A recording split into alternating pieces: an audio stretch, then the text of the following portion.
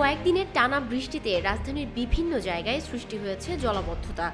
পাশাপাশি খানখন্দে বেহাল সড়ক যেন দুর্ভোগ আরও বাড়িয়েছে। আবহাওয়া অফিস বলছে, মৌসুমি বায়ু সক্রিয় থাকার ফলে দেশের 5 বিভাগে মধ্য অক্টোবর পর্যন্ত ভারী থেকে অতি ভারী বৃষ্টি হওয়ার আশঙ্কা রয়েছে।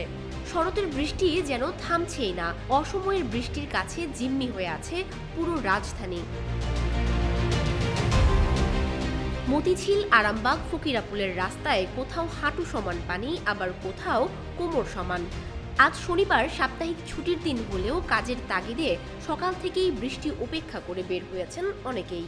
একদিকে বৃষ্টির কারণে গণপরিবহন কম, অন্যদিকে জলাবদ্ধতার কারণে হেঁটে যাওয়ার উপায় না থাকায় পোহাতে হচ্ছে দুর্ভোগ।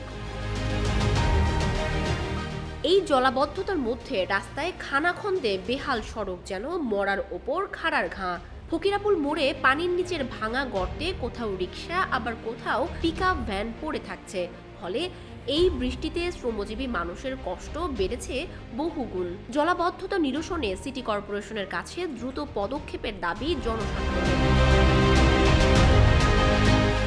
আবহাওয়া অফিস বলছে, মৌসুমি বায়ু সক্রিয় থাকার ফলে দেশের 5 বিভাগে মধ্য অক্টোবর পর্যন্ত ভারী থেকে অতি ভারী বৃষ্টিপাত হওয়ার আশঙ্কা রয়েছে।